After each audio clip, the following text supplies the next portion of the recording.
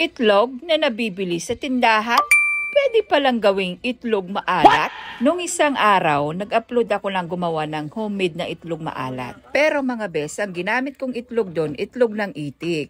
May nag-comment kung pwede daw bang gawing itlog maalat yung nabibili sa tindahan or itlog ng manok. Kaya ang ginawa namin, sinubukan namin mga bes. So nakita nyo na mga bes, kumuha ako ng 3 itlog tapos nagpakulo ako ng tubig na may asin. Pag kumulo na, palamigin at ilagay natin dito sa itlog.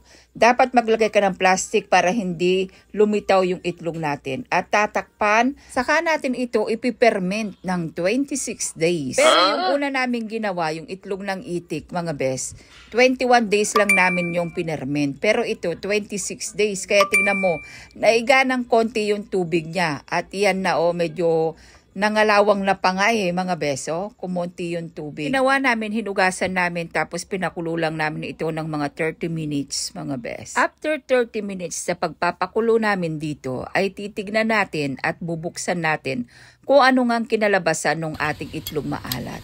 So heto na bes, abracadabra, 1, 2, 3. Diba? Napaka-perfect niya, bes. Nagmamantika sila. Diba? Pulang-pula yung kanyang pula. Ay, sana all. Pula lahat. Tingnan mo naman, bes. Nagmamantika just like your face. Char! Para matikman natin, siyempre naghiwa kami dito ng kamatis. Bali yung anak ko na palang naghihiwa nito dahil nga ipapasa daw niya ito sa kanyang school at ipapakita daw niya na talagang siyang gumawa. Hindi bes, tinuruan ko lang siya po bes. Pagkatapos naghiwa siya ng sibuyas.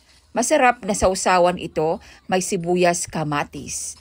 Tapos syempre, itlog maalat mga bes. Actually mga bes, kaya kami gumawa nito dahil nga project ito nung aking Junakis, yung bunso. Sabi niya kasi sa akin, may project kami ng itlog maalat ma. Paano ba gumawa? Kaya sabi ko, tinuruan ko siya. Pero nung nakita naman namin yung kinalalabasan, yung finished product ng ginawa ng anak ko, tuwang-tuwa siya mga bes. Kasi sabi niya sa sarili niya, proud na proud daw siya kasi nakagawa daw siya ng itlog maalat. Kaya yan, ginawa niya. I-video daw niya ito para ipasa daw dun sa school nila. Kaya mga bes, kung gusto nyong gumawa ng itlog maalat ng homemade, di gumawa na kayo mga bes. Kung namamahalan kayo sa itlog maalat. Kaya medyo mahal ang itlog maalat. Biruin mo dito sa amin, 15 pesos bawat isang itlog maalat. Pero worth it naman pag ikaw ang gumawa. Kaso nga lang medyo matrabaho at matagal yung pagpipermint niya kasi nga kulang-kulang sa 1 buwan bagong maantay. Pero kung ako sa inyo, tips ko, damihan ninyo ang inyong gagawin para yung iba, ibibenta ninyo mga bes. At least mababawi nyo yung pinambili ninyo o di kumita pa kayo ganon. Mas masarap ang itlog maalat kung mayroong kamatis, tapos pritong bango saka okra. Ito na lang ulam namin for dinner. So ilang bes, share ko lang, ingat. God bless, bye!